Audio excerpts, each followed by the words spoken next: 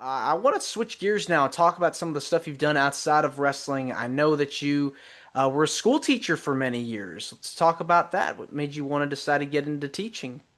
Well, it was my eighth grade coach. I told you I was a migrant worker. It was my eighth grade coach that got me into sports.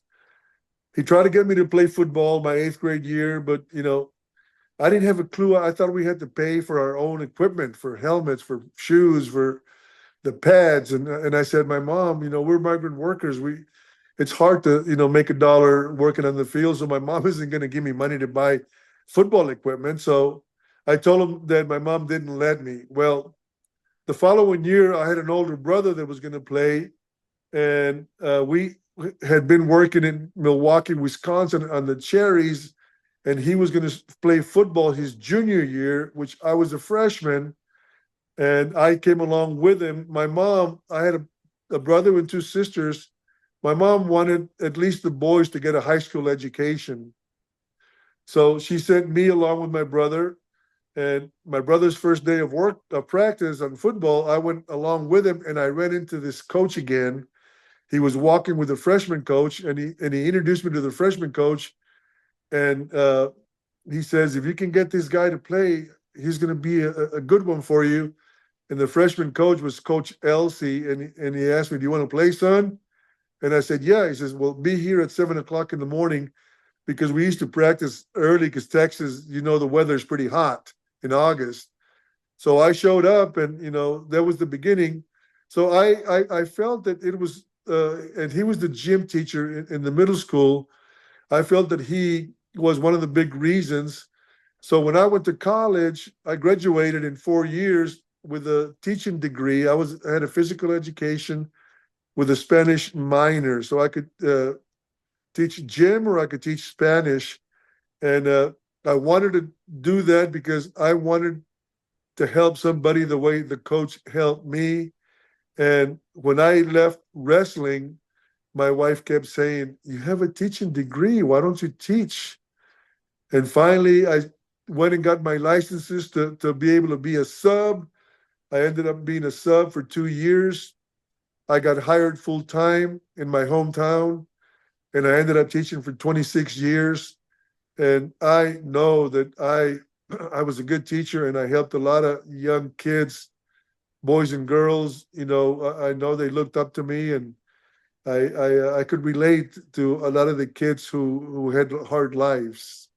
26 years. What a run. I mean, got to work with so many students, and I'm sure you made a difference in their lives because kids are the future and they go through so much. They're struggling through a lot, and I know that they need that figure in their life to mentor them, when things are hard. And so, do you run into some of your former students? Or have you? Yes, I do because I live right in the town, and lately I've been running to more and more of my students, and they always they always say good things about me when I see them. When you're a teacher and you're dealing with kids who come into the classroom uh, to make life miserable for the teacher, and you start digging into it a little bit more, you realize that these kids have no love at home. They have no home life. Some of them come hungry to school, and once you find out the reality, and you know that there isn't a parent that's going to help you uh, with the discipline, so you start a different approach, and I think I got pretty good at approaching the different kids, and I think I made a difference on quite a few kids. Yeah, I mean, it's important to be there for them. You just never know what somebody's going through, especially elementary or middle school or high school student. And just at a flip of a switch, if they're having a bad day and you're there for them, they have it turns a 180 around, you feel good, and you're able to pay it forward to the next person.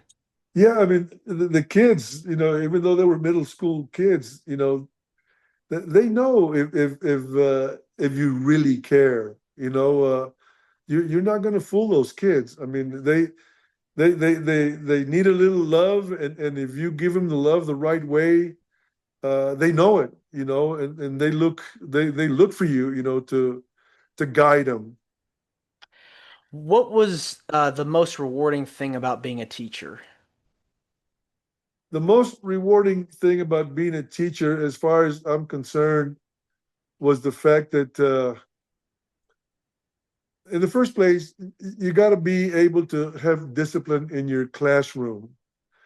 And, not a lot of teachers, I knew a lot of kids that made life miserable for other teachers that I had no problems with them in my classroom because I sincerely believe that they knew that I cared for them, and I was teaching Spanish. Spanish is a different language. It's hard to learn, especially if you have uh, I used to get all the kids with learning disabilities, and I would tell them, just give me a little bit of effort, and before you know it, they come in with an attitude that they don't know Spanish, and then all of a sudden, they're getting into it and they're raising their hands, and